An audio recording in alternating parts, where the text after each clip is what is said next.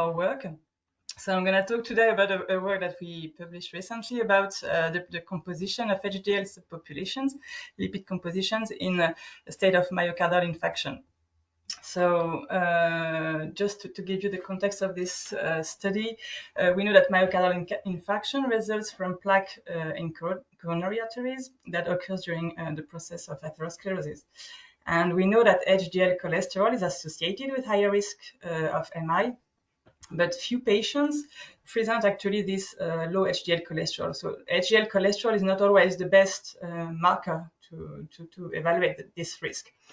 We found previously that STEMI HDL functionality was defective, and that's why we propose in this study to explore the molecular determinants of this dysfunction HDL subpopulations. So to do so, we recruited 16 males within 24 hours of myocardial infarction, and recruited 10 males matched for age, sex, and BMI.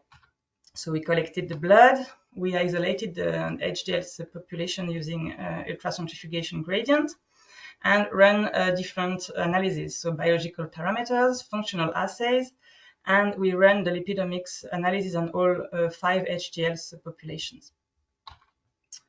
So just looking at the cohort, what we could see was that this cohort, as expected, presently an acute systemic inflammatory state with high CRP, high serum amyloid A, and high interleukin 6 levels.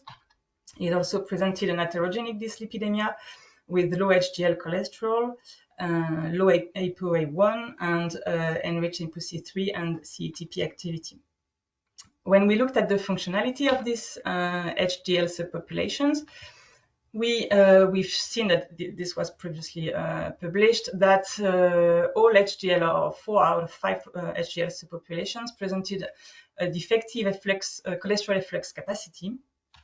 And on the antioxidative side, the HDL3B and 3C presented also defective functions. So therefore, we decided to look at the molecular determinants of this dysfunction, looking at the lipidome of this HDL. So just to present you our omics platform. So it is based at the EHU ICAN in Paris. We have a lipidomics and metabolomics platform where we developed complementary solutions going from biomarker discovery using untargeted metabolomics with a high resolution mass spec, and complex lipidomics profiling using targeting LC-MS. We also propose pathway analysis in microbiota metabolism, for example, sphingolipid metabolism, and we go up to the diagnosis approach with targeted analysis on specific biomarkers. So we run all this in quite a lot of different matrices, from biofluids to tissues and feces.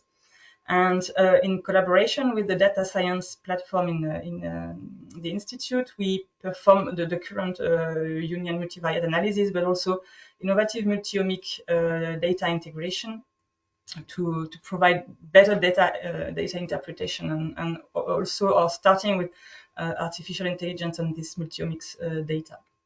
So the pipeline here for this study, so as I said before, we collected the samples of these patients and isolated the HDL subpopulations. Lipids were extracted using a modified forge, where we extracted 30 micrograms of phospholipids in each HDL subpopulations. Then the LC-MS was run on Acute trap 4000 using so that's the former method we developed in the lab, but we have updated it since then. So this method used to be the C8 separation method with a methanol water gradient, and lipid detection was done using multiple reaction monitoring, reflecting head group fragmentation for phospholipids and sphingosine base fragmentation for ceramides, as this is commonly done.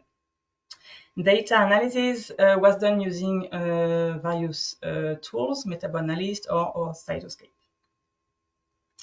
So when we looked at the data here, so what you can see here is a circular heat maps, where each circle is representing a heat map of one HDL subpopulation. So we have all the 5 subpopulations here.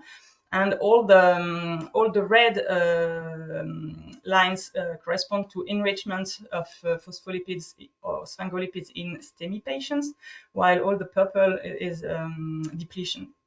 And what you can see is that STEMI patients had high enrichment in lysophospholipids and phosphatidic acids, and high depletion in sphingolipids. And what was interesting is that these signatures were conserved across the whole 5 HDL subpopulations, as you can see here. You can see the same alterations. We then wanted to know whether this signature was specific of MI and not attributed to the dyslipidemia of these patients. So we compared it to another cohort who presented metabolic syndrome without acute inflammation. And we could see here that the signature was pretty distinct because here, for example, we had enrichment of ceramides and there was no common signature. We then looked more closely to the lipid chain alterations. So here the circular heat map is now ordered in lipid chain length, increasing lipid chain length, so from 32.0 to 42.7. And what we could see is that these alterations were most affected on the longer chains and polyunsaturated chains. And this is also seen here on these forest plots, where you can see that the higher fold change appears on the long chains and polyunsaturated chains. And this was actually correlated, so the fold change of STEMI between STEMI and control alterations was actually correlated with the chain length of each lipids of each class. Another way of looking at this data was to also take into account here the abundance, the natural abundance of these lipids into the HDL using the bubble plots. And so the way to read these bubble plots is to look at on the x-axis you have here a decreasing abundance going to the left. And on the y-axis, you have the fold change into the patient's HDL. So positive is in enrichment and negative is depletion. And what we could see here is that the more fold change, the more alterations we had were on the minor lipids, so the less abundant lipid, while the more abundant lipids were less affected. We then looked at more specifically on the sphingolipid metabolism of these HDLs. As we saw before on the circular heat maps, that most of sphingolipids were depleted.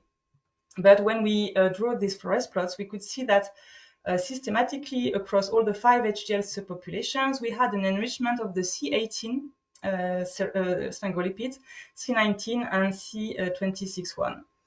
And when we actually calculated the C18 to C24 ceramide ratio, which corresponds to the long to very long ratio, we had a significant increase all across the HDL subpopulations. And interestingly, this was correlated, with CRP protein, so inflammative protein, in HDL3A, and it had a tendency in all the other subpopulations. And this was of particular interest since it was previously shown that the long chain ceramides, which mean here 16 and 18 carbon chain length, had deleterious cardiometabolic effects, and they were associated with cardiovascular death. We then wanted to see how the levels on the lipidome of this HDL were correlated between each other. So we ran network correlations on this on all lipids with all the HDL subpopulations together. And what we could see was we obtained small clusters. Here, a cluster of phosphatidylserine, one of PI, and one of inflammatory lipids, which are the lyso-PC and PA, which mirrored on one hand the distribution of these lipids across the HDL subpopulations, as we've shown before that phosphatidylserine, for example, was more enriched in the small and dense HDL3C, and another big cluster with all the other lipids. When we added the function activity of the HDL on this correlation network, we could see, for instance, that on the antioxidative activity, we had 3 lipids that were negatively correlated with this activity, which were the PE30A3, this ceramide again 18.0 and ceramide 19.0. On the cholesterol efflux side, there was only 1 lipid that was positively correlated with this activity, which was quite out of the network actually here. So in conclusion, lipid alterations in STEMI patients was conserved across all the HDL subpopulations, but not across lipid classes, as we've seen that it was mainly the minor lipids that were affected by STEMI.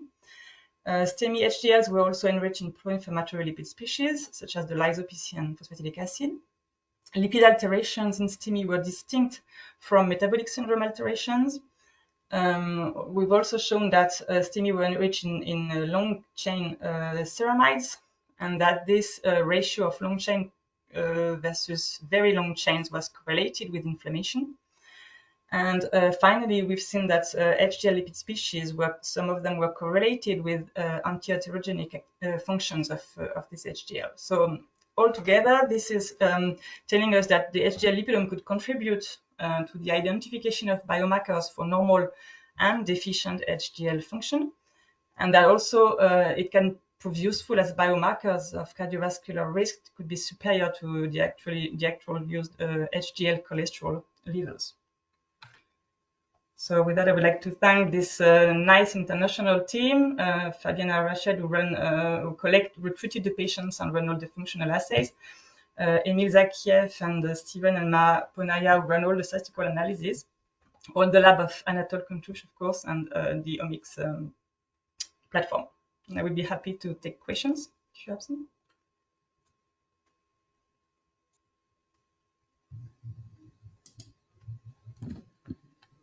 Hello, I have a question. Yep. Yeah, go on.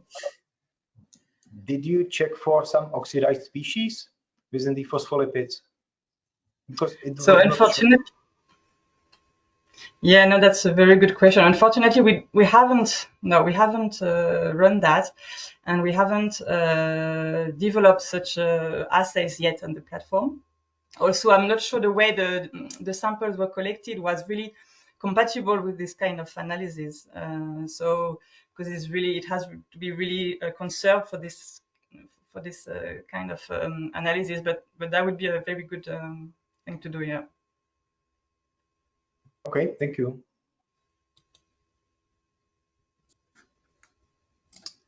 We have a question in the chat from Rina. Can you say that the minor lipids that were the most affected are also the one having the longer chains? No, not really, actually, because there was no correlation, direct correlations between the minor having longer chains. It was a mix of the two.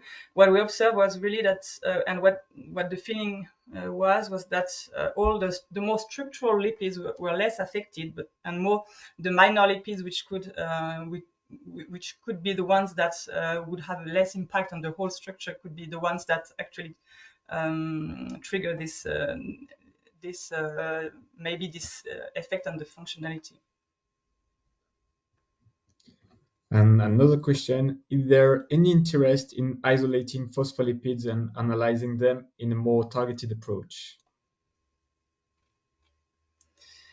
So I'm not sure what you mean by more targeted approach. Do you mean about the structure of the lipid itself, or? I don't know, maybe, yes. Yeah.